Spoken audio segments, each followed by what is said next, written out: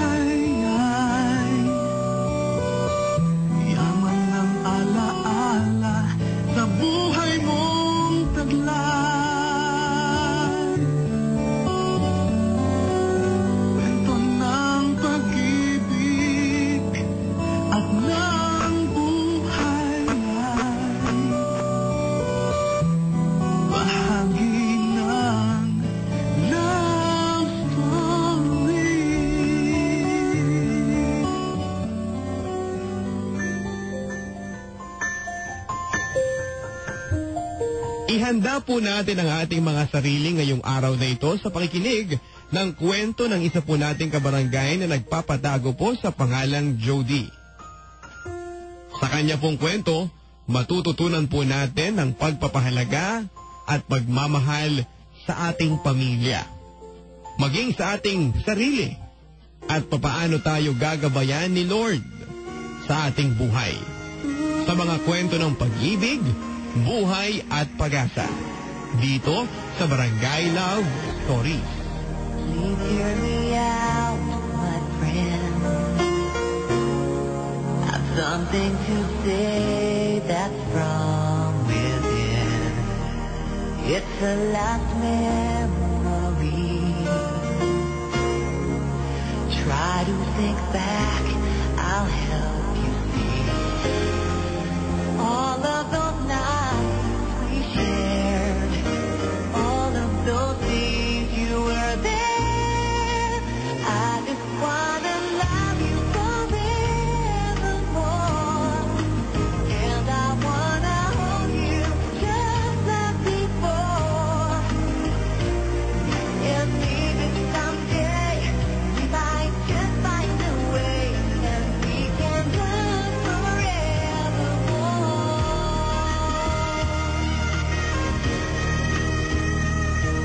Yeah.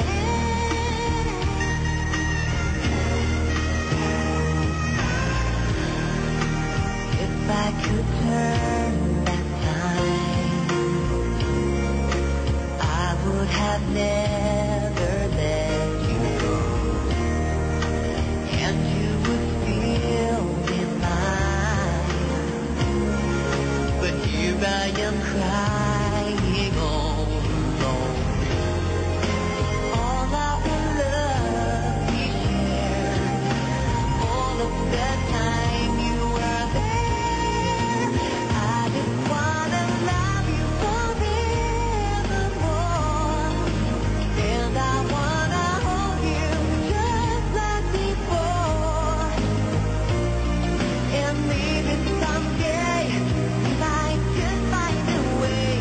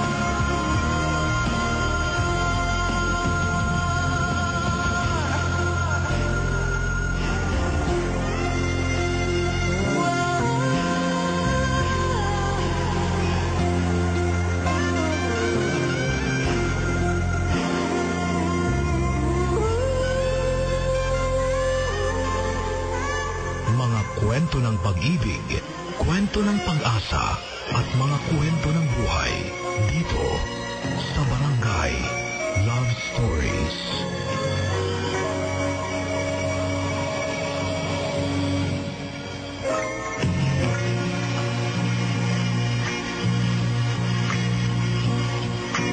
Where do I begin to tell the story of how great a love can be? The sweet love story that is older than the sea. The simple truth about the love she brings to me. Where do I start? Dear Papa Dudut, Christian greetings to all at matagal ko nang gustong ibahagi ang kwento ng buhay ko sa iyong programa. Pero hindi ko alam kung papaano hanggang sa mabanggit ko ito sa kaibigan kong si Cheryl at siya ang tumulong sa akin upang maisulat ito. Magaling kasi si Cheryl, lalo na sa pagsusulat. Matagal ko nang kaibigan si Cheryl. Pero nung ikwento ko sa kanya ang buhay ko ay, sabi niya, ay noon lang niya ako lubos na nakilala. Hindi naman kasi ako palakwento, lalo na kapag hindi ako tinatanong. Papa Dudut, napakarami kong pinagdaanan at alam ko na ang kwentong ito ng buhay ko ay kapupulutan ng aral ng mga makakarinig nito. Lalo na ng mga kabataan. Ang kabataan ko ay sadyang napakagulo, napaka mapanganib, punong-puno ng pagsubok at pakikibaka. Ilang beses na ako muntikang mamatay dahil sa mga panganib na sinabakan ko. Ngayon, kapag naaalala ko ang mga pangyayaring iyon ay kinikilabutan ako. Parang ngayon ko lang kasi nararamdaman kung gaano kasarap ang mabuhay. Pero noon, walang halaga ang buhay sa akin. Papa Dudut, itago mo na lang ako sa pangalang Jody at narito ang kwento ng buhay ko. Just what is it in me? Sometimes I just don't know what keeps me in your love. Why you never let me go? And though you're in me now, I fall and hurt you still. My Lord, please show me how to know just how you feel. You have forgiven me too many times it seems. I feel I'm not what you might call a worthy Christian after all. And though I love you so, temptation finds its way to me. Teach me to trust you with all of my heart, to lean out of my own understanding. I just forget you won't give me what I can't bear. Take me out of the dark, my Lord. I don't wanna be there.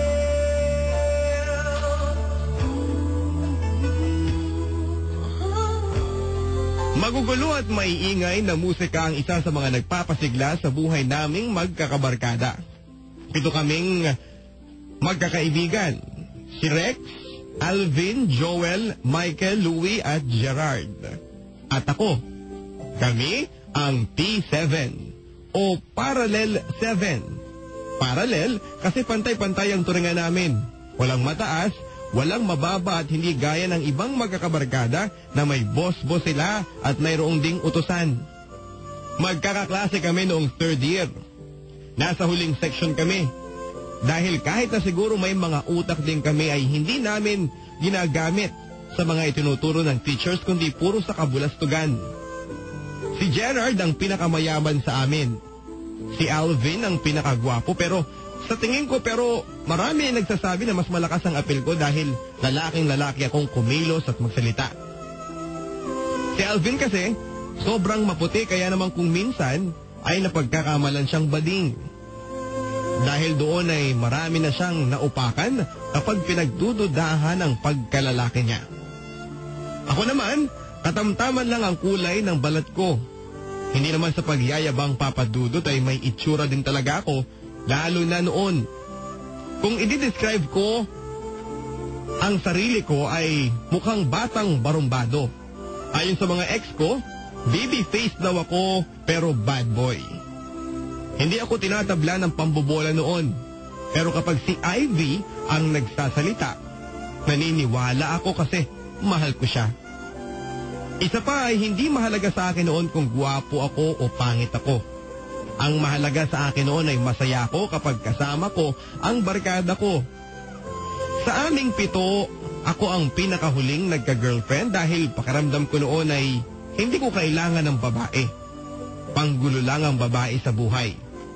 Sabi ko noon, mas masaya kasi ako kapag kaming magkakabarkada lang ang magkakasama.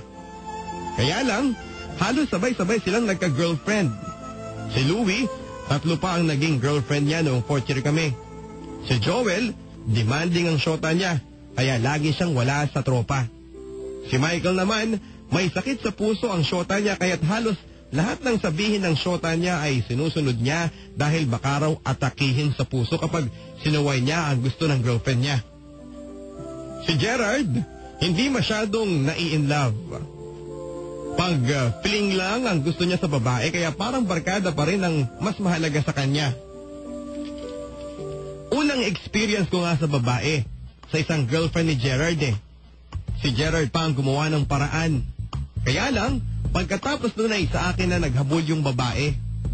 Nung huli, nalaman ko na lang napakanalang pala yun ni Gerard para maiwasan na niya yung babae. Ginamit lang niya ako. Kunwari galit sa kanya si Gerard dahil sa pagpatol niya sa akin.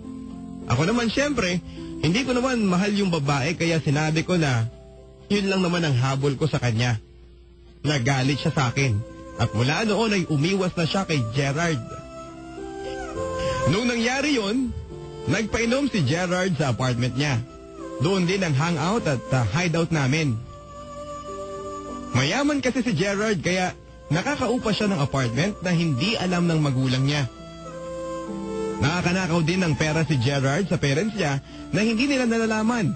Puro negosyo kasi ang inaatupag ng parents niya. May mga negosyo pa sila sa Maynila at sa probinsya. Kaya si Gerard, bahala sa buhay niya. Pero kahit mayaman si Gerard ay pantay-pantay pa rin kami sa patak-patak kapag nagkakagimikan. Mga 15 anyos pa lang kami noon, Papa Dudut. Mga pasaway na kami. Toma to the limit. Saka kami mangtitrip. Liban sa Toma, humihit-hit din kami noon. Kahit ano, sinusubukan namin. Basta sa tingin namin ay masaya sa barkada. Sige lang kami ng sige. May isang umaga na tayo'y magkasama. Kaya at halina sa alapaan.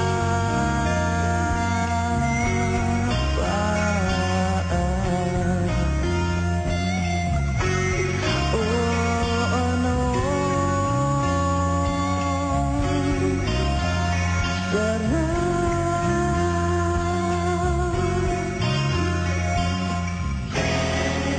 Ako naman, simple lang ang buhay namin. Pulis ang papa ko at teacher ang mama ko. 3 kaming anak pero ang gulo ng pamilya namin. Ako ang bunso pero ako ang sakit ng ulo.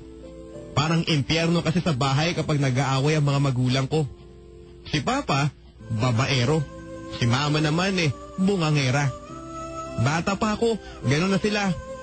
Si mama, may mga kaibigang adik sa mahjong. Umiinom din siya ng alak at naninigarilyo habang nagsusugal. Nakikita ko siya noong maliit pa ako dahil isinasama niya ako. Pero noong tumuntong na ako ng grade 4 ay hindi na ako sumasama sa kanya. Nakakatulog kasi ako ng madalas sa sofa ng bahay ng kumare niya. Kapag kasi simula pa lang ni mama sa mahjong ay naglalaro muna kami ni Ivy. Si Ivy ay anak ng kumare ni mama. Age ko lang si Ivy at kahit noong bata pa lang siya ay maganda na siya at maputi. Pero kapag pinabatulog na si Ivy ng yaya niya, ay ako na lang ang mag-isa sa salas. Nanonood na lang ako ng TV hanggang sa makatulog na lang ako. Madaling araw akong gigisingin ni Mama kapag uuwi na kami. Kapag talo si Mama sa mahjong, mainit ang ulo niya. Sa umaga, dahil napuyat at napilitan lang ay bunganga niya lang ang lagi ang maririnig namin. Kahit napakaliit na bagay ay kinakagalit niya. Paglabas ni Mama ng bahay at suot ang uniform niya bilang teacher, akala mo ay napakatinong tao niya. Hindi lang nila alam, isa siyang napakapabayang ina.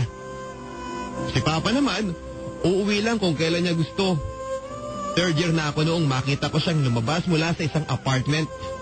Kasama ko noon si Michael at Louie. Nakita rin namin yung babae sa bintana na nagsabi kay Papa ng, "Honey, ingat ka ha." Tawanan sina Michael noon dahil alam nilang tatay ko yun. "Diyan ka magsama tol," sabi pa ni Michael noon. Noon kasi Papa Dudot ay wala pa akong girlfriend. Pagalis ni Papa sa bakuran ng apartment ay saka pa lang kami lumabas sa mga kasama ko sa pinagtaguan namin. Isusumbong ko sana si Papa kay Mama noon pero alam ko na wala din lang naman akong mapapala kundi baka malintikan pa ako kay Papa. Isa pa, madadagdagan lang ang pag-aawayan nila. Kaso, nagiging topic na lagi ng barkada ang tungkol sa pambababae ng Papa ko. Kinakantsawan nila ako lagi. Napipiko na ako halos pero hindi ko lang pinapahalata. Si Papa ang sinisisi ko at maging si Mama. Pero kahit galit ako sa kanila ay hindi ko rin naman ipinapakita. Basta bigyan lang nila ako ng pera, okay na. Solo ko na rin ang buhay ko. Naranasan mo na bang mawalan ng makakasama?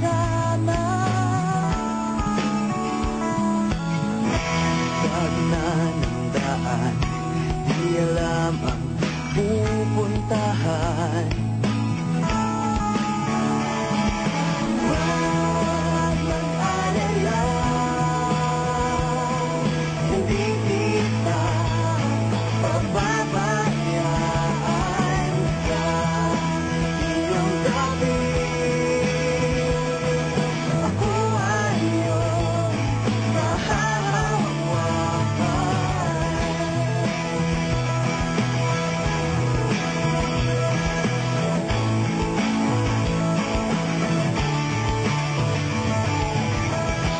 Naranasan mo na bang matapaan, masugatan?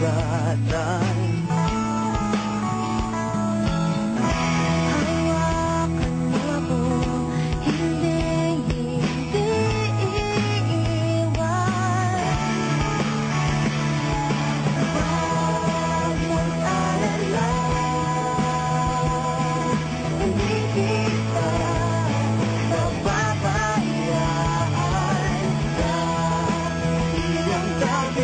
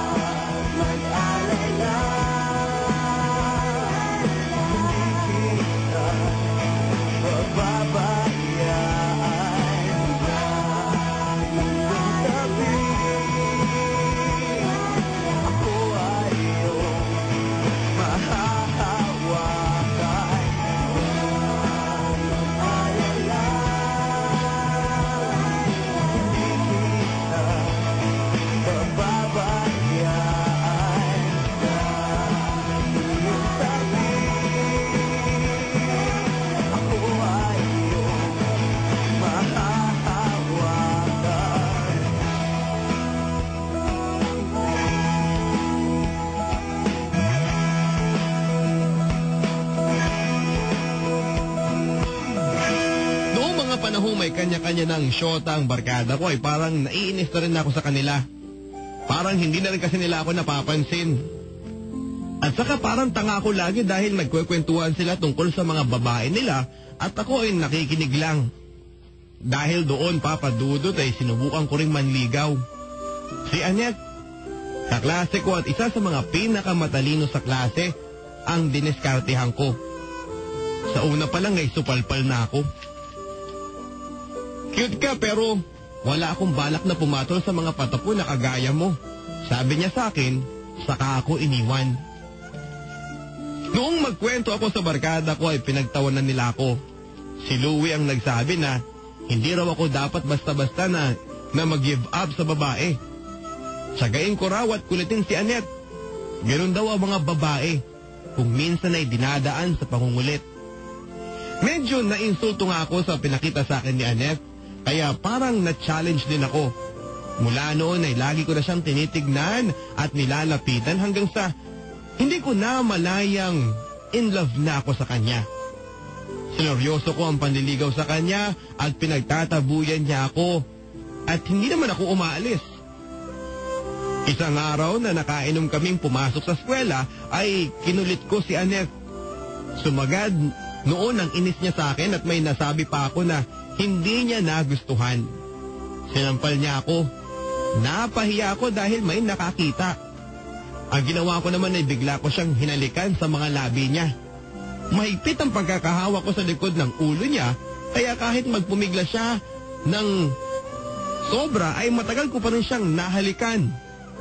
Galit na galit siya noong bitawan ko siya. Ilang minuto ang nakalipas ay nasa loob na kami ng opisina ng principal. Dalawa ang offense ko noon kaya pinatawag sa akin ang mga magulang ko. Una, dahil hinalikan ko si Annette. Pangalawa, nalaman nilang nakainom ako. Imposibleng mapapunta ko si Papa o si Mama para makausap ng principal kaya kinunsyaba ko na lang ang uncle ni Louie. Kunwari ay guardian ko. Siya ang kumausap sa principal. Dahil doon ay agad ding na-cancel ang suspension ko. Hanggang sa isang araw nakausapin ako sa wakas ni Annette at tinanong ako kung seryoso talaga ako sa kanya. Naging maganda ang pag-uusap na yon, Papa Dudut, dahil binigyan ako ni Annette ng pag-asa. Ang hindi lang okay ay yung napakarami niyang kondisyon. Una, lagi daw akong papasok at hindi dapat nakainom. Pangalawa, iwasan ko na raw ang barkada ko. Pangatlo, sa bahay daw nila ako manligaw at hindi sa eskwela. Pang-apat, siya lang daw dapat ang babaeng liligawan ko. Oo lang naman ako ng oo pero sinabi ko sa barkada ko ang mga kondisyon niya. Sakyan mo lang, sabi ni Louie na siyang expert sa babae. Hindi ko alam kung bakit ka ganyan. Mahirap kausapin at di pa namamansin. Di mo ba alam ako'y nasasaktan? Ngunit di ba linawasan malaman mo na mahal kita, hindi ko lang. Hindi ka man lang sana ako'y nasa langit na. Mahal kita,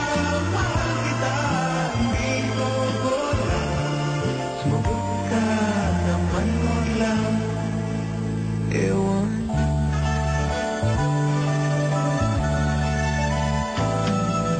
Sana naman itigil mo na yan kakasabi ng ewan at anong bola na naman yan. Bakit ba ganyan? Tinatay di alam na ang ewan ay katulad na rin ng buong inaasam. Mahal kita, hindi ko lang. Kung hindi ka man lang sana ako'y nasa langit na.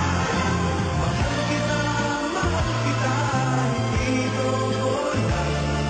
Sumagot ka naman, wag lang. Ewan.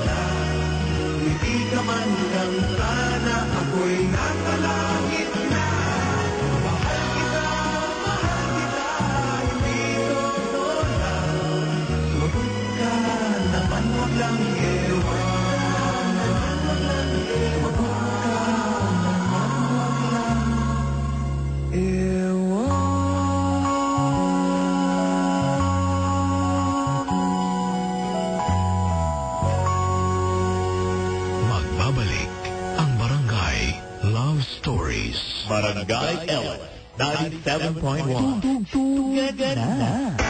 Tong na mga kwento ng buhay sa Barangay Love Stories.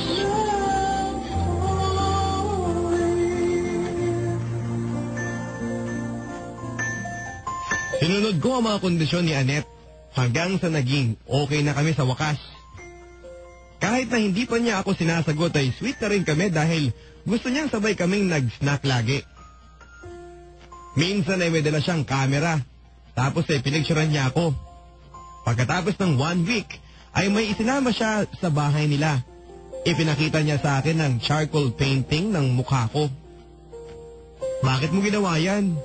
Mahal mo na ako, no? Tanong ko sa kanya. Hindi siya sumagot pero sumilay sa mga labi niya ang matamis na ngiti. Ewan, sabi niya. Basta gusto ko lang na i-drawing ang mukha mo kasi ang cute mo eh, sabi niya. Naikwento ko ito sa barkada ko. Sabi nila, kahit daw hindi ko na raw hintayin ang sagot ni Annette. Sure daw sila na mahal ako ni Annette. Masaya ako noong mga oras na yon, Papa Dudot. At kahit papaano ay nagkaroon ako ng pagbabago sa buhay ko dahil kay Annette. Pero may masamang nangyari. Napaaway si Joel sa loob ng eskwelahan. Natural ay rumesba kami at muli ay napunta kami sa opisina ng prinsipal. Sa nangyaring iyon ay nagalit sa akin si Annette at sinabi niyang wala na siyang tiwala sa akin. Hindi raw talaga ako magbabago at ayaw niyang magkaroon ng boyfriend na basagulero. Ang masakit, Papa Dudot, ay sinabi sa akin ni Annette na magiging magkaibigan na lang daw kami at hindi siyempre okay yun sa akin kasi ayoko sa babaeng kaibigan. Kaya lang, pagkatapos ng 1 linggo ay may iba nang nanliligaw kay Annette. Noon pa lang ay gusto ko nang upakan ang manliligaw ni Annette. Pero kinausap ko muna siya. Sinabi ko sa kanya na hindi siya pwedeng magpaligaw sa iba dahil kawawa lang sa amin ang lalaking manliligaw sa kanya. Kahit patayin pa ninyo siya, wala akong pakialam at kahit ano pang gawin mo, wala akong pakialam sa'yo. Nasaktan ako sa sinabing iyon ni Annette at alam kong desidido na siyang baliwalain ako. Kaya ang ginawa namin ay binugbog nga namin ang manliligaw niya. Bakit ba hindi pwedeng maging tayo? Ang nais mo ay kaibigan lang ako. Dinamdam ko ng lubos ang mga sinabi mo. Wala na ba akong pag-asa sa puso mo? Pag nakikita ka, ako'y nangangamba. Lagi kang umiiwas sa tuwing nalapitan kita. Ba't di mo pagbigyan ang pag-ibig ko? Tapat naman ang puso ko sa'yo.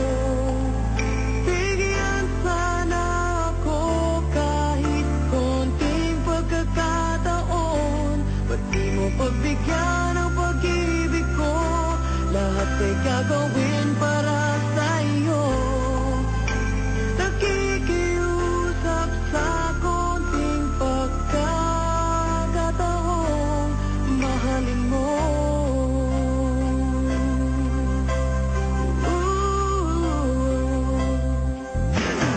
Sana ay magbago ang damdamin mo at tingin mo ay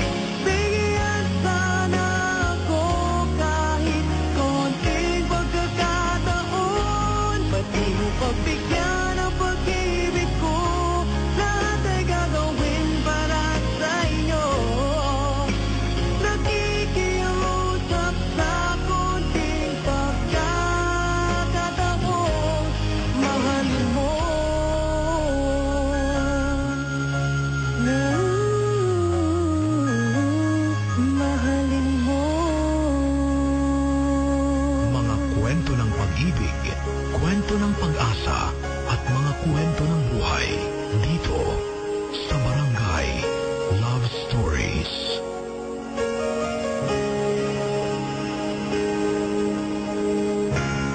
Look into my eyes, you will see what you mean to me.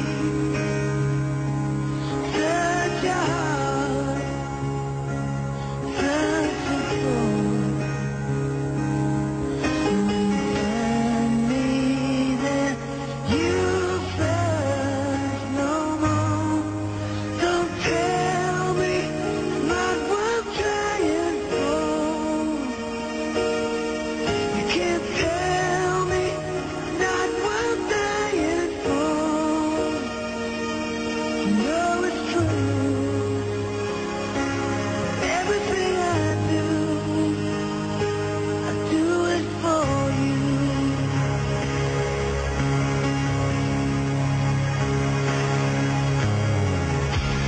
Look into your eyes, you will find nothing there to hide. Take me as I am, take my life. I would give it all, I would sacrifice.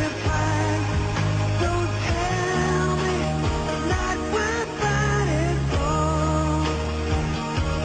I can't help it, nothing I want more.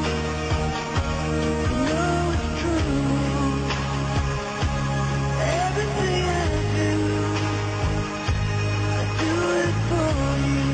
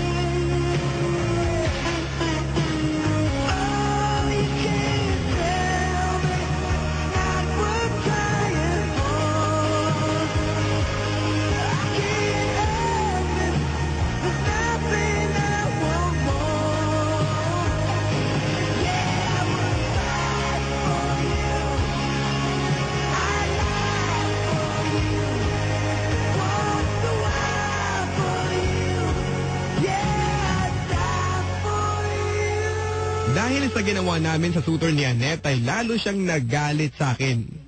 Nakatingin pa ako ng isang sampal mula sa kanya at noon ay muli kong tangkaing halikan siya ay nagwala na siya. Masakit man sa akin ay tinanggap ko na lamang na wala na talaga akong pag-asa pa sa kanya. Gusto kong gumanti noon at may suggestion si Gerard noon na kidnapin daw namin si Annette at saka ako rapin. Nang ilabot ako sa ideya na yon dahil alam ko na hindi naman ako ganong kasama. Hinayaan ko na lamang. Ang hindi ko alam, Papa Dudut, ay sadya sigurong hindi nakalaan para sa akin si Annette. Dahil may ibang babaeng para talaga sa akin. Siya si Ivy, yung anak ng kumare ng mama ko na kalaro ko noong maliit pa ako kapag nakikipagmadyong ang mama ko sa bahay nila. May isang gabi noon na may gimmick ang barkada at wala akong pera. Pinuntahan ko si mama sa bahay ng kumare niya kung saan siya nagmamadyong. Noon ko nakita si Ivy, matapos ng mahigit 5 taon na hindi ko siya nakita. Sa ibang bayan kasi siya nag-aral ng high school. kasama ng ate niya. Doon kasi nakatira ang lola nila. Ang ganda ni Ivy. Napakaputi at kahit 16 din lang siya noon ay napaka-sexy na. Nakangiti siya sa akin kaya't ngumiti din ako sa kanya. Hindi ako pinapansin ni mama noon dahil halatang natatalo siya. Kaya ang ginawa ko ay nilapitan ko si Ivy na noon ay nagigitara sa terrace nila. Ang laki mo na, bati niya sa akin. Ikaw din, ang ganda mo pa, sabi ko. He, asik niya. Tapos ay tumawa. Sabi niyang parang kailan lang daw yung maliit pa ako at natutulog ako sa sofa nila. Matagal kami nagkwentuhan ni Ivy. Kinalimutan ko na yung gimmick ng barkada dahil talagang nag-enjoy akong kasama siya. Foundation day ng school nila kaya siya nagbakasyon. Nagpaalam ka sa boyfriend mo? Tanong ko sa kanya bilang paraan upang malaman kung may boyfriend na siya. Hindi, wala naman siyang pakialam eh, sabi niya. Bagya akong nalungkot dahil may boyfriend na pala siya. Bakit naman wala siyang pakialam? Hindi ba siya natatakot na baka hindi mo siya balikan? He doesn't care nga eh, sabi niya. Ako naghahabol doon kasi gwapo at saka mayaman, dugtong pa niya. Mas gwapo pa sa akin, biro ko. Bakit? Gwapo ka ba? Maagap na sagot niya saka tumawa. Kasunod nun ay nakita kong lumungkot ang mukha niya. Mahal na mahal mo siya, no? Tanong ko. Hindi siya nagsalita at tinignan lang niya ako. Ikaw, kumusta na kayo ng GF mo? Napangisi ako. Wala akong GF. Os, sa gwapo mong yan? Sabi niya. Sabi mo hindi ako gwapo. Sinabi ko ba? Tinatanong ko lang po kung gwapo ka. Ako? Pangit ako, kaya nga wala akong GF eh. Hindi Jody, gwapo ka, malakas ang appeal mo. Kaya, bakit wala kang girlfriend? Alam mo, hindi talaga ako naniniwala na wala kang girlfriend. Muntik lang magkaroon, pero wala. Sa huli, busted din, sagot ko. Hindi pa rin makapaniwala si Ivy kaya nagawa kong ikwento sa kanya ang buong pangyayari sa amin ni Annette. Noong halos wala na kaming mapagkwentuhan ay kumanta na lang kami ng mahina. Mahusay siyang tumugtog ng gitara. Puro love songs ang gusto niyang kantahin. Ako naman, mga hard rock ang alam ko pero hindi naman niya kayang tugtugin. Wala ka bang alam na love songs? Tanong niya. Nag-isip ako hanggang sa maalala ko ang laging kinakanta ni Louie. Oo, gusto ko yung kantang yon. Sige, kantahin mo. Gigitarahin ko, sabi niya. Hindi ko gaanong kabisado ang lyrics pero kinanta ko pa rin. Kahit napabulong lang nung una. Isa pa, komportable na ako noon kay Ivy. Hindi na ako nahihiya pa. Yung pabulong nung una ay lumakas pa dahil sabay na kaming kumakanta noon ni Ivy. Yung kantang, Looking in your eyes, I see a paradise. This world that I found is too good to be true. Standing here beside you, want so much to give you this love in my heart that I'm feeling for you. Let me say we're crazy. Don't care about that. Put your hand in my hand, baby. Don't ever look back. Let the world around us just fall apart. Baby, we can make it if we're heart to heart. And we can build this dream together. Standing strong forever. Nothing's gonna stop us now. And if this world runs out of lovers, we'll still have each other. Nothing's gonna stop us. Nothing's gonna stop us now.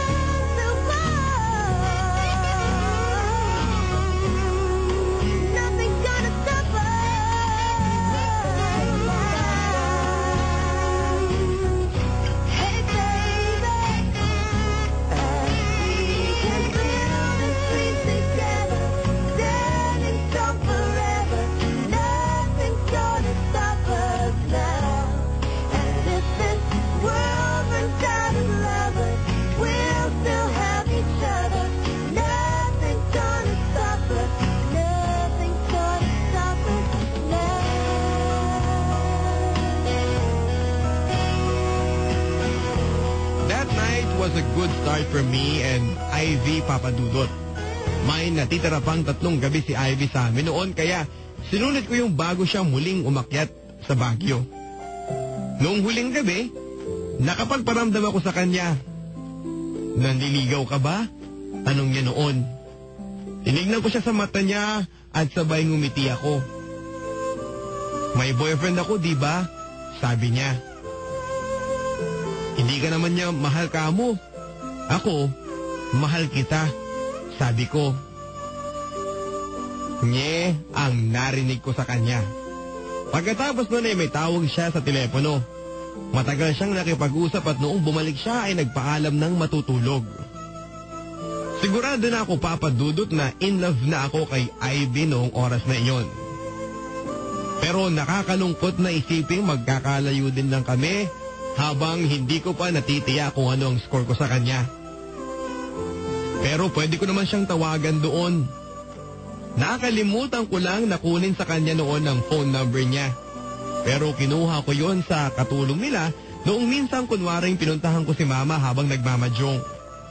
Mula noon ay madalas ko nang tawagan si Ivy kahit na ang kapalit nito ay abot impyernong pagalit sa akin ni Mama noong dumarating ang telephone bill namin. At may mga long distance call na umaabot ng malaking halaga. Pero kung kay Mama din lang manggagaling ang paggalit, immune na ako. Kay Papa ako takot dahil nambubugbog. Mabuting at hindi yata nakarating kay Papa ang impormasyon tungkol sa 2,700 kong telephone bill. Ginawa ni Mama ng pin lock ang telephone kaya mula noon ay hindi ko na masyadong natatawagan si Ivy. Minsan ay nakikigamit na lang ako ng telepono ni Gerard kapag sinasama niya ako sa bahay nila. Wala pa rin linaw kahit noon ang panliligaw ko kay Ivy. Patuloy pa rin ako sa pagtawag sa kanya dahil talagang malakas ang tama ko sa kanya. At dahil sa sinasabi niyang baka nga daw makuha ko siya sa tiyaga. Adik sa'yo, awit sa atin, nilang sawa na sa'king mga kwentong marasong tungkol sa'yo at sa ligaya.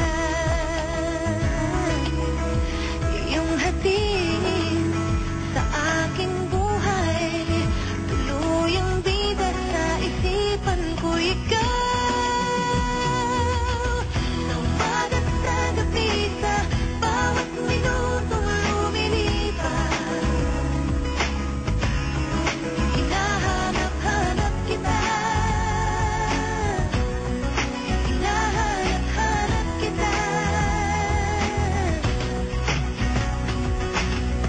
Sa isip at panaginip, bawat pagpihit ng tadhana, hinahanap-hanap kita.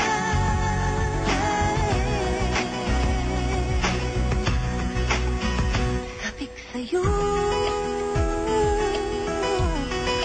kahit maghapon na tayong magkasama at parang telesine. Ang ating ending, hatid sa bahay ko.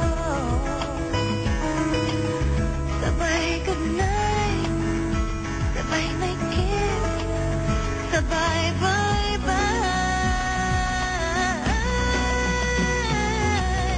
Sa umaga at sa gabi, sa bawat minutong lumilipas, hinahanap-hanap kita. Hinahanap-hanap kita.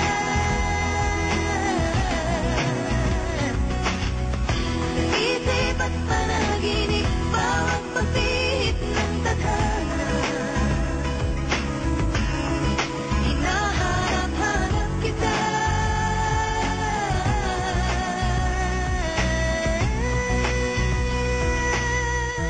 Medyo nabawasan lang ang time ko para kay Ivy noong mapasok kami sa isang malaking gulo. Nakabangga ni Michael ang isang mayabang na anak ng mayaman sa amin. Pamangkin pa ito ng isang major kaya saksakan ang yabang. Pero kung payabangan din lang ay hindi magpapasapaw si Gerard. Isang matinding engkwentro namin noon ay laban kina Charlie, yung kaaway naming anak mayaman, na talagang lumikha ng isang malaking gulo. Sa isang dinadayong diskuhan pa. Nauna kaming dumating at nagyoyose kami sa labas noong makita naming dumating ang grupo ni Charlie. Isang van at isang kotse ang sakay nila. Sa loob ng disco ay nagmurahan si Gerard at Charlie. Susugod sila noong hilahin kami ni Michael. Tagilid kami noon dahil aapat lang kami. Sinabi ni Michael na umuwi na lang kami pero bago pa kami umuwi ay winasak muna namin ang windshield ng kotse ni Charlie. Ilang minuto lang ang nakalipas ay nakabuntot na sa amin sa highway ang tropa ni Charlie. Space wagon ang papa ni Gerald ang gamit namin noon.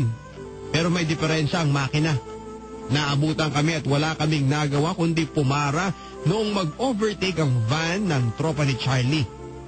Kabado na ako noon pero si Gerard ay relax na at tatawa-tawa pa. Handa na ba kayong mamatay? Sigaw ni Gerard at akala ko ay para sa amin pero hindi pala dahil para yon kina Charlie. May kinuha si Gerard sa compartment. Nakita ko, baril. 45 at paglabas ni Gerard ay pinapatukan niya ang van. Nataranta ang tropa ni Charlie at nagbalikan sila sa loob ng kanilang mga sasakyan. Ang hindi naman alam ay malapit lang pala kami doon sa isang police checkpoint. Agad na umugong ang wangwang ng pulis. Pinaharurot ni Gerald pabalik ang sasakyan at kami ang sinundan ng pulis at sina Charlie ay nakawala na. Nagpalipas kami ng isang araw sa kamag-anak ni Gerard bago kami bumalik sa amin. Mabuti na lang at hindi na kami napansin sa checkpoint. Nakabalik nga kami pero nahaharap naman kami sa isang malaking gulo. Lumaki na ang tropa ni Charlie at karamihan sa kanila ay mga college at tambay. Kami naman ay pipito lang kami.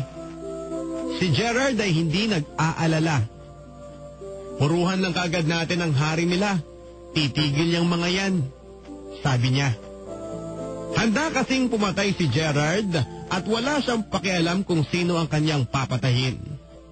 Sumikat pa ang barkada naming P7 noon dahil sa gate ng munisipyo, sa dingding ng Coliseum at sa mga pader na bawal mag-vandal ay nakasulat ang P7 sa napakalaking letra. Hindi kami ang nag-vandal ng mga iyon. Wala kaming ibang suspetsya kundi ang tropa ni Charlie.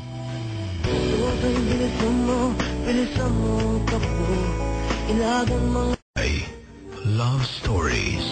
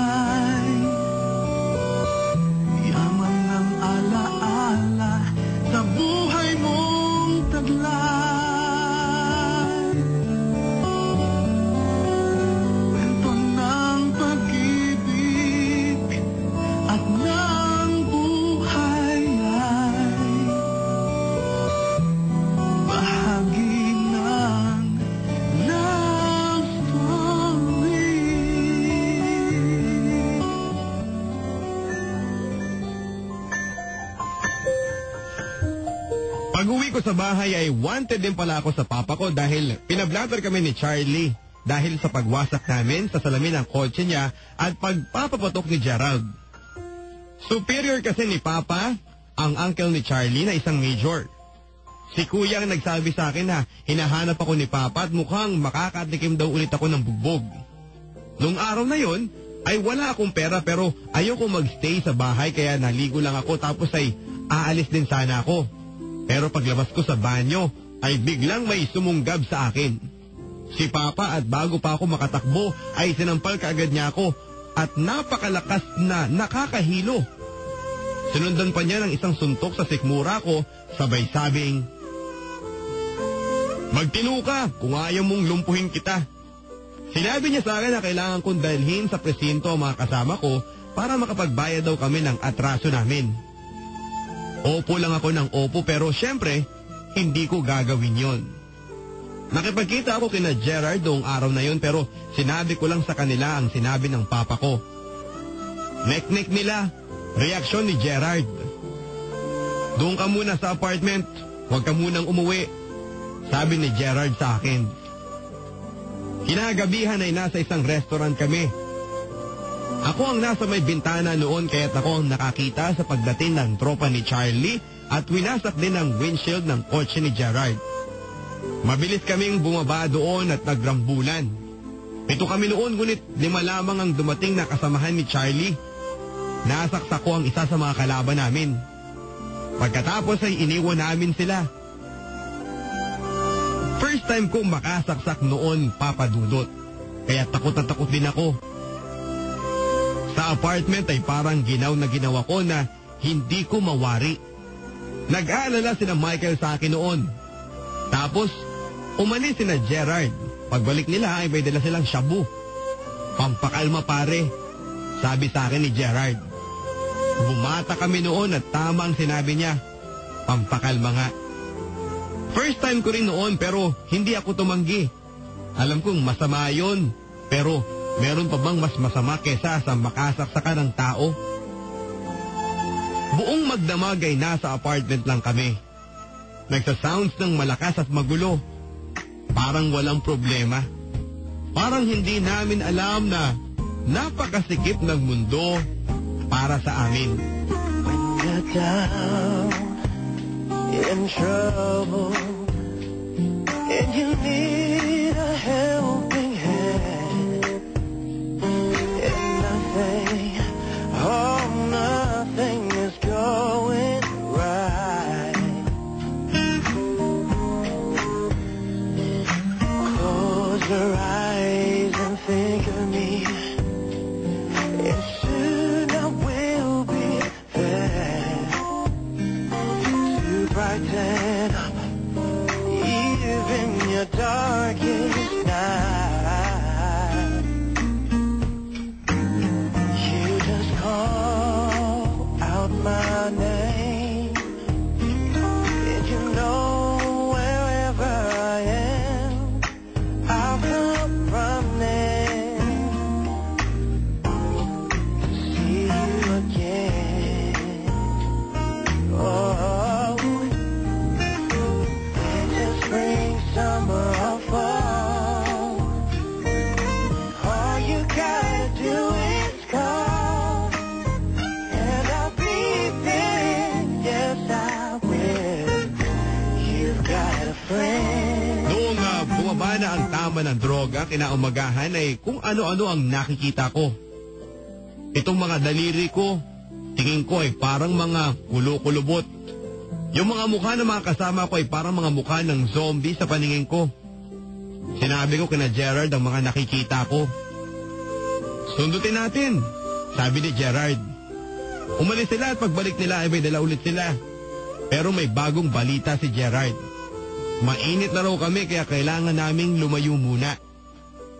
Noong ding araw na yun ay nagbiyahe kami kasama ang isang tauhan ng papa ni Gerard. Maraming pera si Gerard noon. Allowance daw namin for 1 month habang mainit lang kami. Sina Joel at Louie ay hindi sumama sa amin dahil kahit papaano ay nagpapahalaga sila sa pag-aaral nila. Nangako naman sila na kahit anong mangyari ay hindi sila kakanta.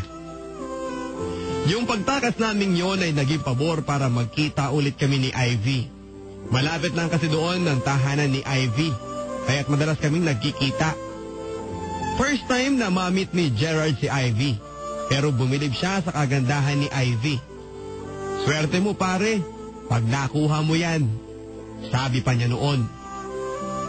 Noong time na yun ay galit na galit naman si Ivy sa boyfriend niya dahil sa masakit nilang paghiwalay. Yung tipong parang binabasura daw si Ivy noong boyfriend niya kahit na nagmamakaawa na raw halos si Ivy. Basta wag lang siyang hiwalayan nung Raymond pero iniwan pa rin siya. Ang sabi ni Ivy, gusto raw niyang gumante. Madali lang yan, sabi ni Gerard. Isang hapon ay kasama namin si Ivy sa kotse na nakaparada malapit sa gate ng gym kung saan nag-workout tuwing hapon si Raymond. Inabangan namin ang paglabas niya. Noong lumabas ay tinira agad namin siya. Pero mahusay pala sa karate ang boyfriend ni Ivy. Parang kaming mga scarecrow na pinagpraktisan lang ni Raymond dahil nagtalsikan kami sa bawat atake niya. Nung sumadsad ako sa pader ay akmang bibigyan ako ng malakas na sipa ni Raymond ay biglang may pumutok. Kasunod nun ay ang pagbuwal ni Raymond. Tena! Sigaw ni Gerard mula sa kotse. Sumipat kami noon at ang sabi ni Gerard ay hindi naman daw niya pinuruhan si Raymond kaya walang dapat ipag-alala si Ivy. Okay lang kahit napuruhan mo siya. Basta kailangan wala dapat tayong sabit, sabi ni Ivy.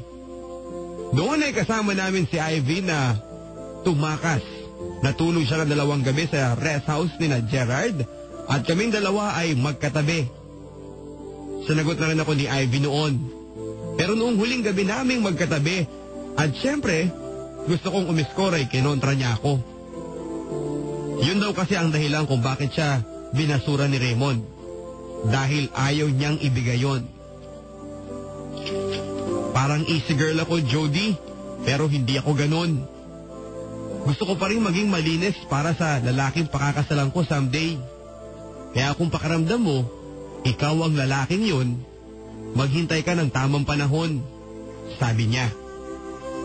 Supalpal naman ako pero naisip ko na tama rin siya.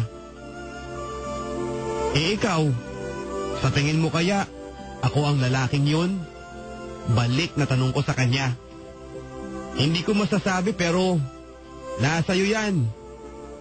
Mahal na mahal kita, and as long as nandito ang pagmamahal na to, I will keep on believing na ikaw nga ang lalaking yon. Mahal kita, Ivy. Pabulong na sagot ko. Mahal din kita. Basta ipangako mo, Jody, na hindi mo ko iiwanan kahit kailan, sabi niya. Niyakap ko siya at marahang hinalikan. Pangako, hindi kita iiwanan kailanman. Ikaw lamang ang dami kong iniisip, ang lagi kong panaginip. Tayong dalawa kay laging nagmamahalan. Pangarap ko na kailan may di maglaho ang pag-ibig kong ito, pagkat hindi ko makakayang mawalay sa'yo. Ikaw lamang ang buhay ko, sana na may pakinggan mo ang puso ko na mayroong sinasabi. Ikaw lamang ang dami kong minamahal, ang lagi kong dinarasal. Sana'y habang buhay tayong magkasama. Ang puso ko'y ibibigay lamang sa'yo. Ito ang aking pangako mula ngayon hanggang magpakailan pa man. Ikaw lamang.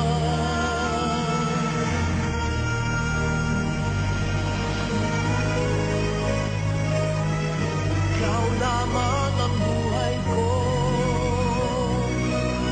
Sana giliw pakinggan mo ang puso ko na mayroong sinasabi.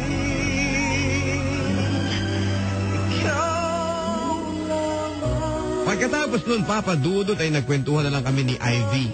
Hindi kami nakatulog hanggang sa maisipan kong yayain siya sa beach na nasa likod lang ng rest house.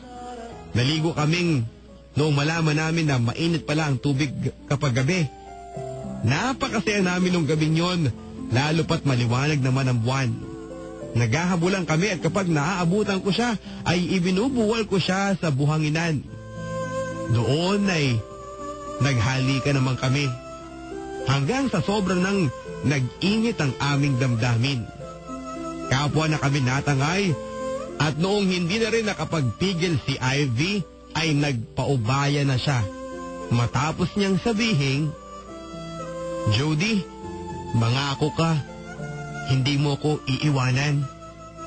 Pangako, marahan ko lang na sinabi at kasunod noon ay ipinagkaloob na ni Ivy sa akin ang kanyang buong pagkatao. Noong gabing yon, sa buhanginan sa ilalim ng malamlam na liwanag ng buwan, ay naging sa akin si Ivy. There's a lover's moon tonight. As I look back over my shoulder, all the stars are shining bright, just like the nights when I used to hold her. She's out there somewhere under the lover's moon.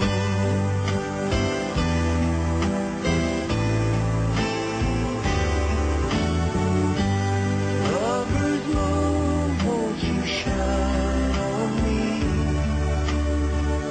I'm dancing with a memory. I wish I may, I wish I might have one last chance to hold her tight, waiting. I know she's waiting. I know she waits for me under the lover's moon. Nag-decide si Ivy na bumalik muna sa kanila. Ngunit hindi ko inaasahan na ang paghiwalay naming iyon ay siyang magiging napakahirap para sa amin. 3 linggo pa lang namin sa pagtatago ay nagyaya nang umuwi si Gerard. Nababanas na raw siya at parang nakakagago na nagtatago kami. Bumalik nga kami at tumuloy kami sa apartment nila. Nakapag-decide kami na mag-session noon nang may kumatok sa pinto. Mabilis kong ibinulsa ang droga. Nagulat naman ako noong makita ko kung sino ang kasama ni Rex. Noong bumalik sila ng kusina kung saan sana kami magsisesyon. Si Papa naggalit na galit siya habang kinakaladkad ako sa sasakyan niya. Inuwi niya ako sa bahay. Hindi naman niya ako sinaktan pero binalaan niya ako. Wag na wag daw akong makakalabas-labas ng bahay. Akala ko noon ay dadalhin ako ni Papa sa kulungan para doon ikulong pero hindi. Sa bahay niya ako ikinulong. Namiss ko rin ang kwarto ko sa bahay. Nakakatulog ako at napakahimbing at tanghali na noong magising ako. Nagising lang ako sa maingay na si Mama at Papa sa likod ng silid. Kumakalamang sikmura ko kaya ako napabangon. Hindi ko sinasadyang makita si Mama habang nagsisilid ng maraming pera sa aparador niya. Nakita ko sakto kung saan. Tumuloy ako sa kusina at nung kumakain na ako ay lumabas si Mama. Nagmumura noong makita ko siya. Pero hindi sa akin, kundi kay Papa. Isinumpa niya si Papa at sana ay namatay na lang daw ito. Hindi na bago sa akin ang ganong salita kaya hindi ko na lang sila pinansin. Si Kuya Resty ang sumunod na nakita ko paglabas niya sa kwarto niya at may dalang malaking bag. Nakangiti siyang lumapit sa akin. "O tol, kumusta na? Long time no see ha?" Sabi niya. Hindi ko siya pinansin. Umupo siya sa harap ko at parang pinanonood ako habang kumakain. Narinig ko siyang bumuntong hininga bago nagsalita. "Jody, huwag kang papaapekto sa pangit na paligid mo. Magbago ka. Kung hindi mo nakita sa pamilya natin ang kaayusan dapat ng isang pamilya, huwag mong isipin na ganun rin ang magiging pamilya mo balang araw. Mangarap ka. Magkakapamilya ka din balang araw at para hindi magaya ang pamilya mo sa pamilya natin, ngayon pa lang ay umayos ka na," sabi ni Kuya. Narinig ko ang lahat ng sinabi niya pero kunwari ay hindi ako interesado. Nakita kong kumuha ng papel at ballpen si Kuya Resty. Nagsulat at pagkatapos noon ay iniwan niya ang pirasong papel na sinulatan niya sa tabi ng plato ko. "Baka isang araw, kailangan mo ng isang kuya. Sulatan mo lang ako," sabi niya bago niya muling binuhat ang bag niya. Nasulyapan ko lang ang papel at nabasa ko ang Ontario, Canada. Noong ko lang nalaman na mag-a-abroad na pala si Kuya Resty. Hindi kami naging close ni Kuya Resty, kaya't dati nang wala akong amor sa kanya. Pero noong oras na yon, kahit konting sandali ay naramdaman ko na may kuya nga pala ako. Pamilya, naisip ko. Si Ivy ang agad kong naalala. Ang babaeng pinapangarap kong maging ina ng mga magiging anak ko. Katatapos ko lang kumain nung dumating si Papa. "Hindi ka lalabas." Sigaw lang niya sa akin. Hindi ko siya pinansin. Pumasok ako sa silid ko at muli akong natulog. Bago ako matulog ay para akong gago na umaasang sana mapanaginipan ko si Ivy.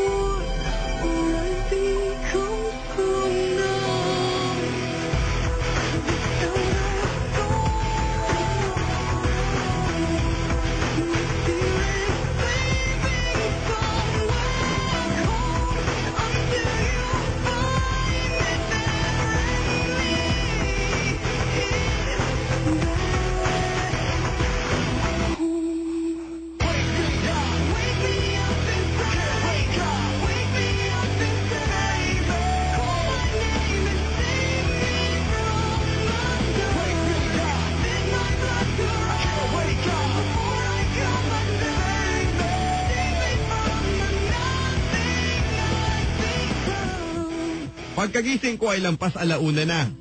Noong buksan ko ang pinto ng kwarto ko ay hindi ko ito mabuksan.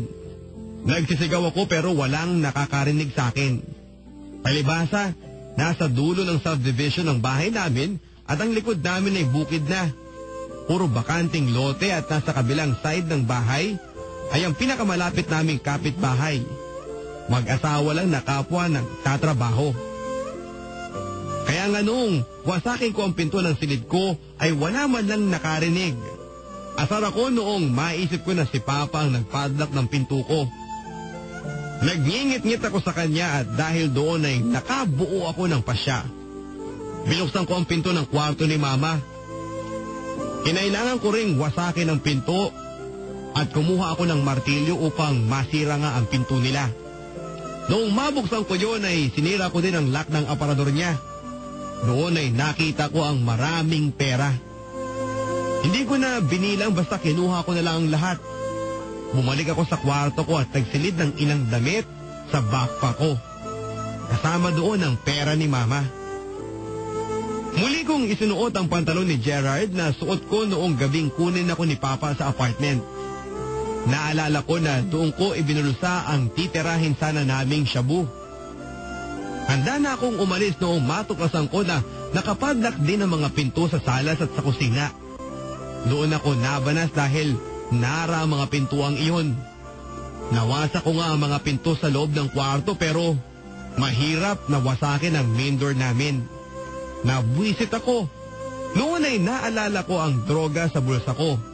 Naghanap ako ng foil sa kusina at noong makakita ako ay tumira akong mag-isa.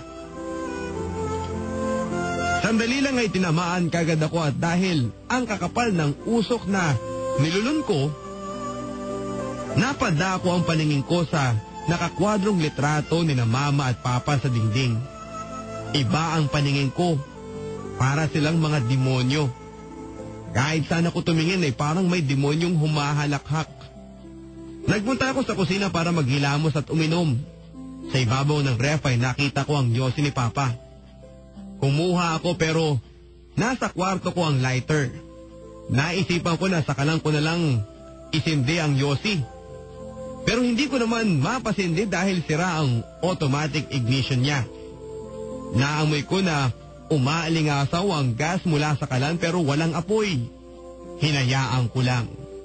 Bumalik ako sa kwarto ko at doon ay nagyosi habang nag-iisip kung papaano ako makakalabas ng bahay.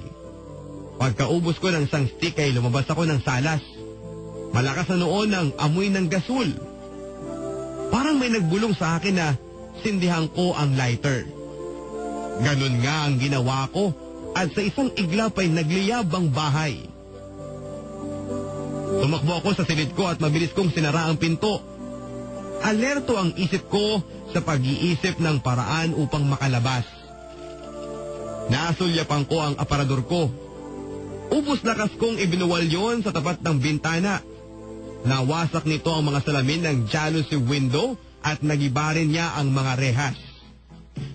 Noong masunggaban ko ang bag ko ay tinadyakan ko na lang ang rehas. Bumigay ito. Noong akyatin ko ang pader ay napakalaki na ng apoy.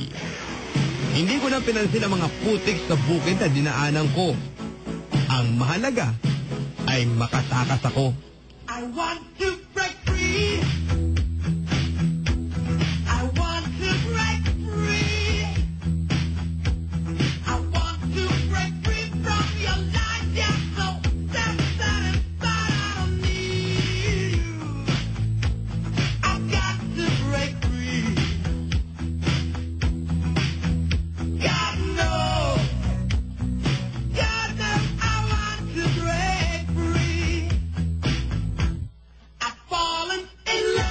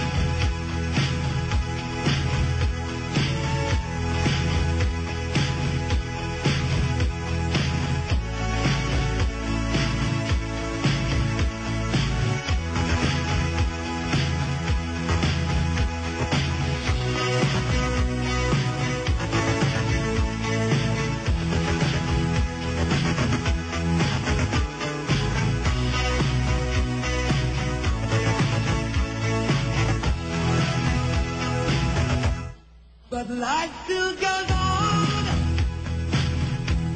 I can't get used to living without you by my side. I don't want to live alone. Hey, God knows, got to make it my own. So baby, can't you see? I've got to break free. I've got to break free. I want to break free. Yeah.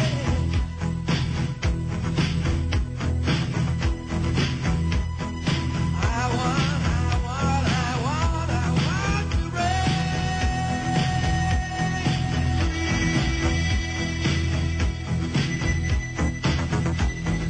Magbabalik ang Barangay Love Stories. Barangay. 97.1. Ang karugtong na mga kwento ng buhay sa Barangay Love Stories.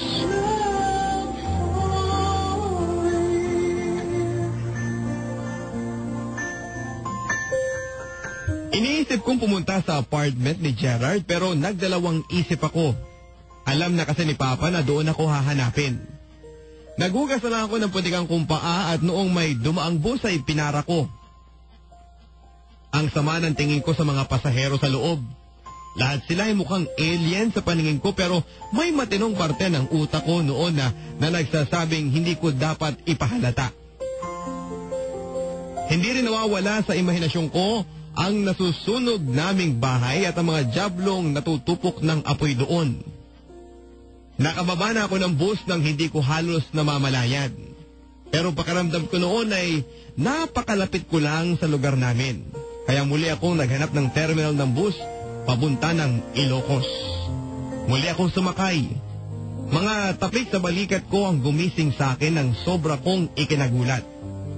Yung konduktor ang nasa harap ko noon. Pagtingin ko sa labas ng bintana ay may liwanag ng ilaw ang nakita ko. Bumaba ako ngunit wala akong tiyak na patutunguhan. Sumakay na lang ako ng tricycle at nagpahatid sa pinakamalapit na hotel. Sa loob ng hotel ko ginugol ang 3 araw na hindi ako lumalabas. Sa hotel na rin kasi ako kumakain. Kung bakit may Biblia sa loob ng hotel room ay hindi ko alam. Pero iyon ang ginawa kong libangan sa loob ng 3 araw. Ang magbasa ng Biblia. Noong sa wakas ay nagpasya akong lumabas ng hotel ay naghanap ako ng simbahan. Isang kapilya ang nakita ko at isang pastor ang nakausap ko. Siya si Pastor Arman, ang taong tumulong sa akin upang mapalaya sa mga diablo sa katauhan ko at siya rin ang nagbigay ng sagot sa tanong kung bakit may Biblia sa loob ng hotel room. Ang sabi niya, hindi lahat ng hotel room ay may Biblia. Marahil, sinasadya ng Diyos na dalhin ka sa isang silid kung saan makikita mo siya. Could you be healing to a heart that's been wounded in a battle that's never seen?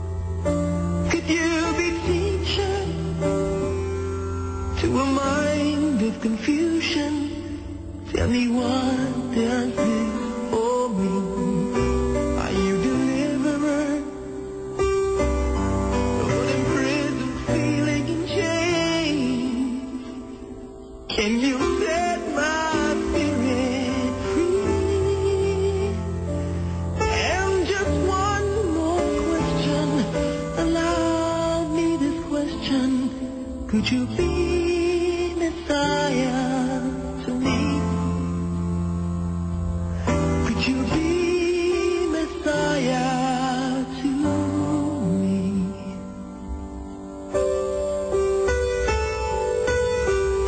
Could you be Father to a soul that's been abandoned by a world too busy to hear. Could you be friend to a helpless survivor? Can you take away my fears? I heard them all sharing this newfound conviction in them. Are you all that they make you to be? And just one more question, allow me this question. Could you be Messiah? Be Messiah to me. Now I've been looking for someone like you, and I'm so tired, I've read every book, and I've sang every song. My mind may be right, but my heart feels so wrong. Tell me, how much farther can my life go along? Which way do the roads lead? Where do I belong?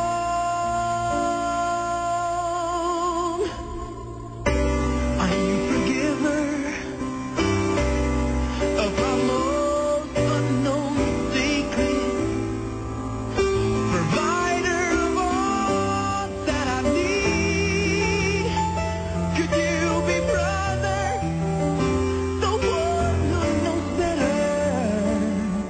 Would you now stand inside me when all this is over?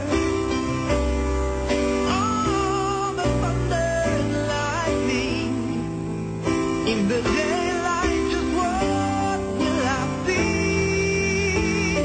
The answers to my questions, to all of my questions. Could you be Messiah to me? Could you be Messiah to me? Could you be Messiah? Please be Messiah to me. Inampun ako ni Pastor Arman, 3 taon papadudot. 3 taon na hindi ako nainip at 3 taon na hindi ko naramdaman ang pagkasabik sa dati kong mga ginagawa. Inamumuhian ko ang sarili ko noong nasa madilim na parte ako ng buhay ko. O noong mga panahong walang halaga sa akin ang buhay. Nagsisisi ako at nagbago. Kung mayroon man akong kinasabikang gawin noon, ay ang makita sana si Ivy. Si Ivy ang dahilan kung bakit hindi ko ginustong magmahal ng iba. Maraming babae ang lumapit. Subalit ang akala nila ay sadyang susunod ako sa yapak ni Pastor Arman. Magiging pastor din ako at wala akong gagawin kundi ang maging banal. Pero minsan ay tinatanong ako ni Pastor Arman kung ano talaga ang gusto ko at kung may pangarap ako. 19 na ako noon, papadudot.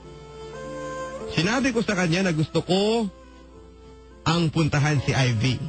At ang pangarap ko ay maging asawa siya at mabuhay kami ng masaya. How can I convince you what you see is real? Who am I to blame you for doubting what you feel? I was always reaching, you were just a girl I knew. I took for granted the friend I had in you.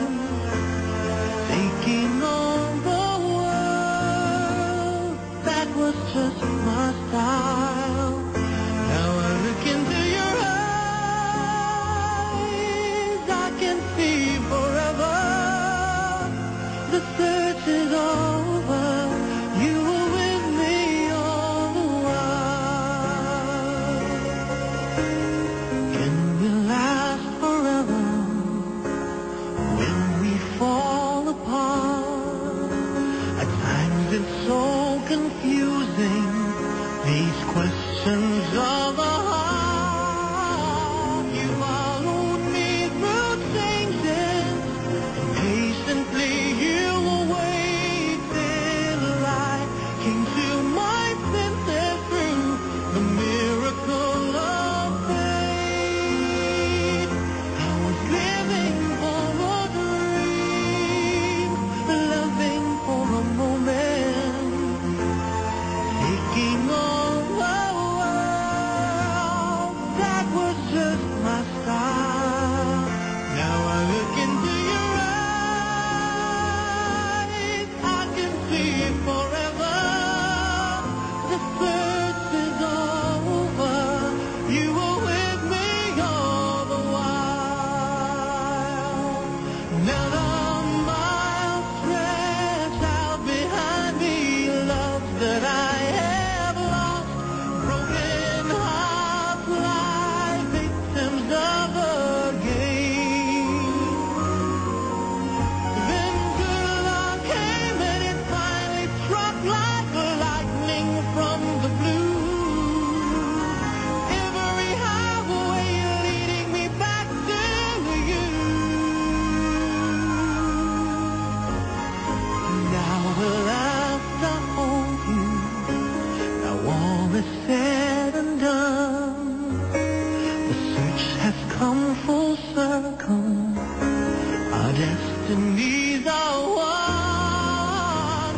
So if you ever love me, then show me that you give a damn. You know for certain the man I really am. I was living for a dream, loving for a moment, taking on the world. That was just my style. Now I look into your eyes, I can hear you whisper. The search is over. Love was right here. December 24 noong nasa harap ako ng gate ng bahay ni Ivy. May lalaking nakaupo sa terrace nila. Doon sa terrace kung saan ako nakaramdam ng pag-ibig kay Ivy. Napalingon sa akin ng lalaki pero hindi matagal. Hanggang sa makita kong lumabas ang isang babaeng napakaputi at nakashorts ito ng maiksi. Si Ivy. Dumiretso siya sa tabi ng lalaki upang halikan ito sa pisngi. Napayuko ako nung nakita ko iyon. Parang kinurot ng pino ang puso ko.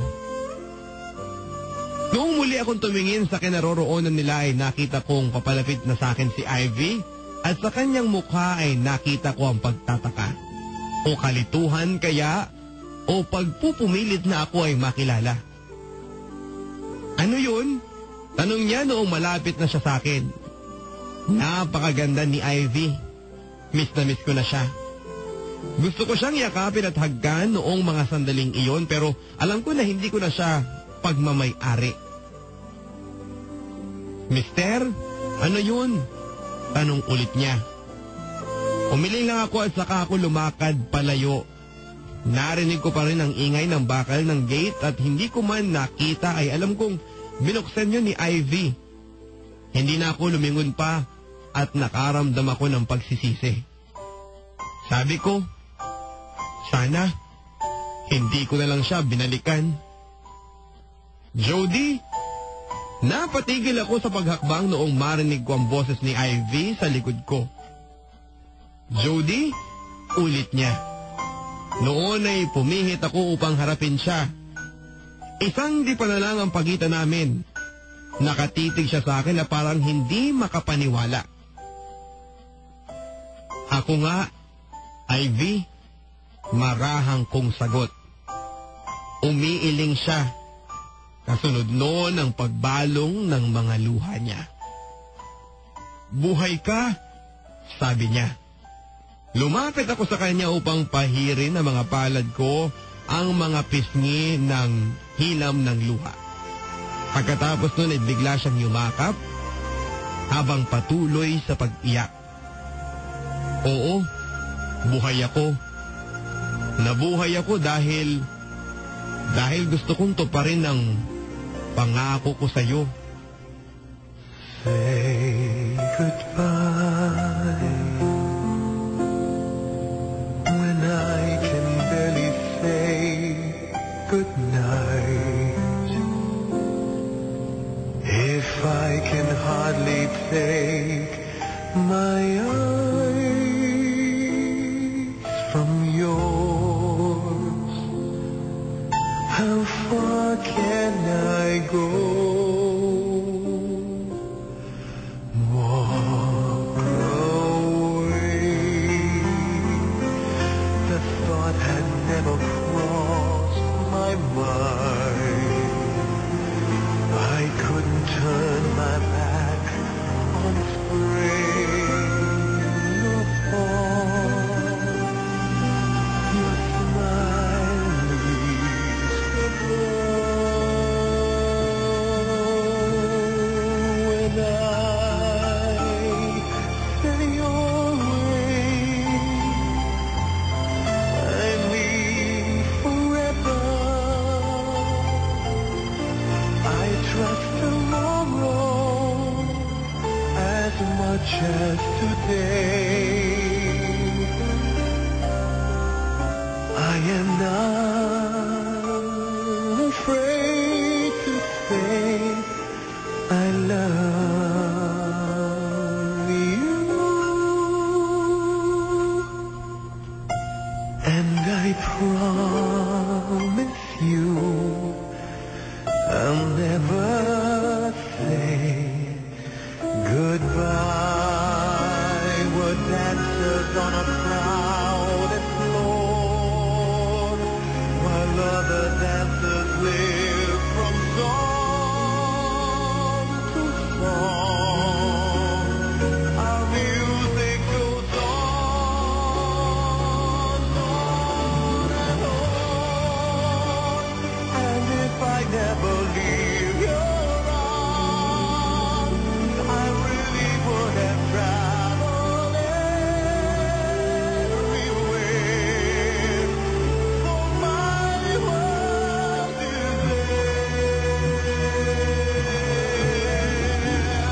When I say away, I mean forever. I trust tomorrow as much as today. I am not afraid to say I love you, and I promise you I'll never say goodbye.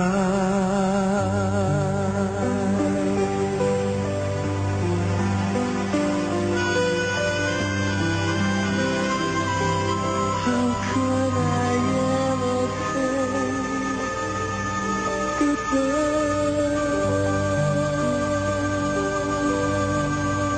Ayon kay Ivy, kasama akong natupok ng apoy noong masunog ang bahay namin. Siya na rin ang nagbalita ng tungkol sa pamilya ko at mga dati kong kaibigan. Naghiwalay na ng tuluyan sina Mama at Papa. Si Mama ay nasa Espanya at si Papa ay nag-asawa ng iba. May asawa na rin ang ate ko at si Kuya Resty ay nasa Canada pa rin. Si Gerard ay nasa Maynila. Sina Rex at Alvin noon ay nakakulong. Eh ikaw, kumusta ka na? Tanong ko noon kay Ivy. Lumingon siya sa gate ng bahay nila pero walang tao doon. Yung lalaki sa terrace, hindi mo ba nakikilala? Tanong niya sa akin. Umiling ako. Si Michael yun, sabi niya. Isa si Michael sa barkada ko noon sa P7. Pero iba ang naramdaman ko sa alangang pagbanggit ni Ivy sa pangalan ni Michael. Jody, akala ko wala ka na. Marahang, sabi niya. Pero pangako ko sa'yo, Jody, hindi naging madali sa akin ang lahat. Okay lang, Ivy. Huwag kang magpaliwanag. Siguro, talagang ganon. Iniwan ko si Ivy noon, Papa Dudut. Umiiyak pa rin siya noong magpaalam ako sa kanya at muli pa rin niya akong niyakap. Napaluha din ako noong lumakad na ako palayo sa kanya. Mahal na mahal ko pa siya, pero hindi na siya sa akin.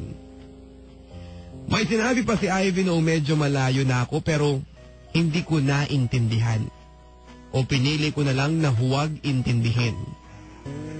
Ano man yun, alam ko na hindi yun makakapagbalik ng dati naming pagmamahalan. Dahil pagmamay-ari na siya ng kaibigan ko. Ba't sabi mo ang bawat sawi mula sa iyong mga bigati ang laman ng isip mo damdamin alaala ng pagmamahalan natin. Ngunit bakit ba biglang umakit? Pagharap na ating ay rikit, pati na ang tamis sa iyong labi naging luha sa bawat mong ngiti. Iba na, ibang-iba ka na nga. Sana bang halaga ang mga pangako mo? Kulang pa ang iyong mga dahilan. Alam kong iba na ang tinitibok puso mo. Umalis ako nang dala ang alaala ni Ivy. Masakit, Papa Dudut, pero ipinagpa sa Diyos ko na lamang. Sumulat ako kay Kuya Resty at sinabi ko na kailangan ko ng kuya. Siya man ay hindi makapaniwalang buhay ako. Umuwi siya mismo upang makipagkita sa akin. Sinabi ko sa kanya na gusto ko mag-aral. Sa ngayon ay nag-aaral ako, Papa Dudut, sa isang universidad. 22 years old na ako pero nasa second year pa lang ako. Nag-ulit kasi ako ng 4th year high school. Pinili ko mag-aral at sa aking pag-aaral ay nakilala ko ang nag-iisang babaeng minahal ko ng buong buhay ko. Si Ivy, wala na sila ni Michael. Sa totoo lang ay may asawa na si Michael ngayon. Magkaibigan kami ngayon ni Ivy. Kami ang nag-decide na ganun lang muna kami. Nag-i-enjoy siya sa pagtuturo ng music habang kumukuha ng kanyang master's degree in philosophy. Umuwi ako every Saturday para lang magkita kami at nag-uusap. Sabi ko sa kanya, liligawan kita kapag graduate na ako. Sure, ay sasagutin naman kita kaagad. Magpapakasal tayo, sabi ko. Tapos magkakaanak, dugtong niya. Tapos magiging masaya tayo, sabi ko. At magsasama tayo hanggang matandang-matanda na tayo, dugtong niya. At hindi kita iiwanan, kahit kailan. Thank you very much, Papa Dudut, and I'm hoping na sana ay maging mapalad din ang kwento ng buhay ko at pag-ibig na makasali sa mga kwentong nabasa mo sa iyong napakahusay na programa. God works in mysterious ways. At ang kwento ko po ay nagpapakita at sumasalamin ng kanyang pagmamahal. Again, maraming salamat po at naway sana'y pagpalain tayo ng puong may kapal. Ang inyo pong kabarangay, Jody. Looking in your eyes, I see a paradise. This world that I found is too good to be true. here beside you. Want so much to give you this love in my heart that I'm feeling for you. Let 'em say we're crazy, don't care about that. Put your hand in my hand, baby, don't ever look back. Let the world around us just fall apart. Baby, we can make it if we're heart to heart. And we can build this dream together, standing strong forever. Nothing's gonna stop us now. And if this world runs out of lovers, we'll still have each other. Nothing's gonna stop us. Nothing's gonna stop us now. I'm so glad I found you. I'm not gonna lose you. Whatever it takes, I will stay here with you. Take you through the good times, see you through the bad times. Whatever it takes is what I'm gonna do. Let 'em say we're crazy. What do they know? Put your arms around me, baby, don't ever let go. Let the world around us just fall apart. Baby, we can make it if we're heart to heart. And we can build this dream together, standing strong forever. Nothing's gonna stop us now. And if this world runs out of lovers, we'll still have each other. Nothing's gonna stop us. Nothing's gonna stop us. Ooh, all that I need is you. All that I ever need, and all that I want to do is hold you forever, forever and ever.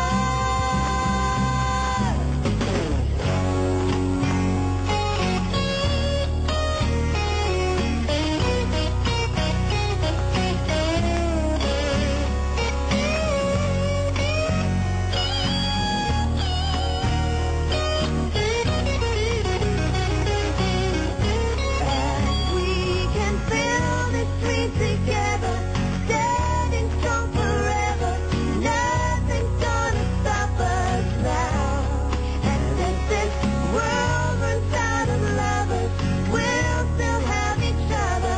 Nothing's gonna stop us. Nothing's gonna stop us.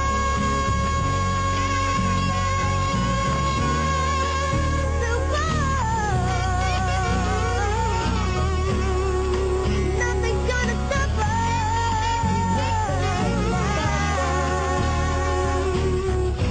Hey, baby. And we can build this dream together, standing strong forever. Nothing's gonna stop us now. And if this world runs out of lovers, we'll still have each other. Nothing's gonna stop us. Nothing's gonna stop us now.